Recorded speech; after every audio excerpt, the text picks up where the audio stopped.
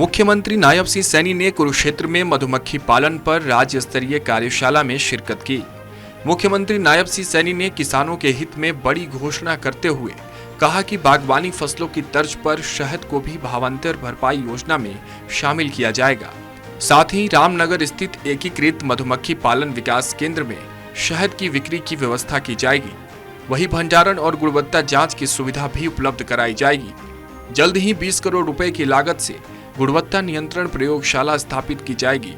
इसके अलावा रामनगर संस्थान को राष्ट्रीय स्तर का संस्थान भी बनाया जाएगा, जहां मधुमक्खी पालन से संबंधित उन्नत एवं वैज्ञानिक अनुसंधान भी किए जा सकेंगे।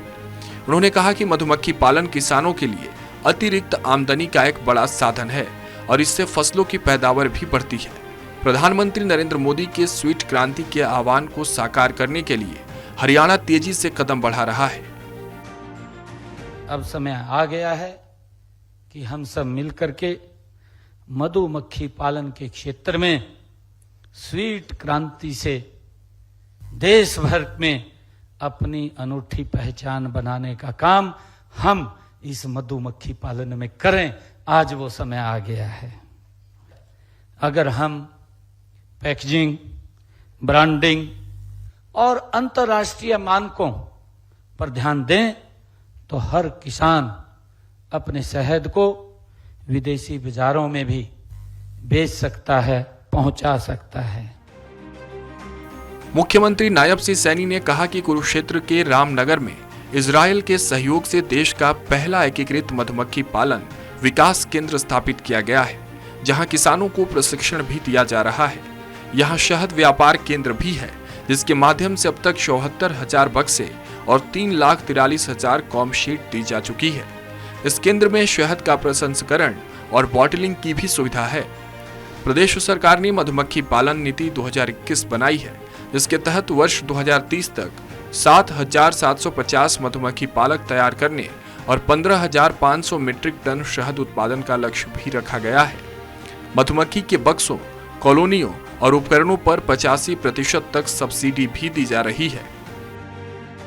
मधुमक्खी पालन को बढ़ावा देने के लिए मधुमक्खी पालन नीति 2021 ये पहली बार हरियाणा के अंदर बनी है, ताकि हमारे जो मधुमक्खी पालक हैं उनको लाभ मिले।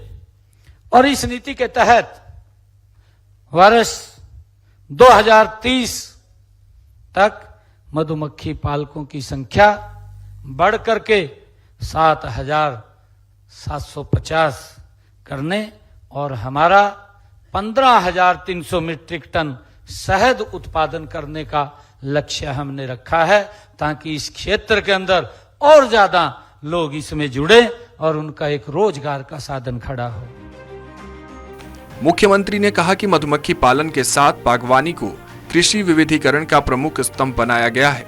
साल 2014 में राज्य में बागवानी का क्षेत्रफल 1.17 लाख एकड़ था, जो अब बढ़कर 2.60 लाख एकड़ हो गया है।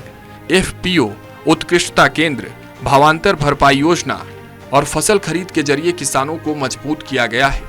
मुख्यमंत्री ने कहा कि मधुमक्खी पालन ऐसा व्यवसाय है जिसमें कम जमीन की आवश्यकता होती है और महिलाएं, युवा इसे स्टार्टअप के रूप में अपना सकते हैं। कि हमने मधुमक्खी पालन सहित बागवानी और कृषि विविधीकरण का एक प्रमुख स्तंभ हमने बनाया है। इस क्षेत्र के विकास के पर हमने विशेष हमारी सरकार ध्यान दे रही है।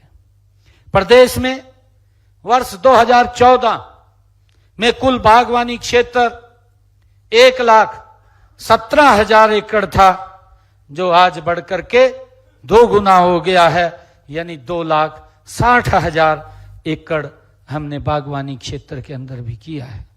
अभी भी मैंने अपने बजट भाषण के अंदर यह घोषणा की थी कि हम हरियाणा के अंदर 3 एक्सलेंसी सेंटर, उत्कृष्टता केंद्र वो बना रहे हैं। सीएम ने युवाओं से आह्वान किया कि हनी ब्रांड लॉन्च करें और ऑनलाइन मार्केटिंग से अपने उत्पादों को वैश्विक बाजार में पहुंचाएं। सरकार हर कदम पर वित्तीय सहायता और तकनीकी मार्गदर्शन देगी। Bureau report, Swaraj express.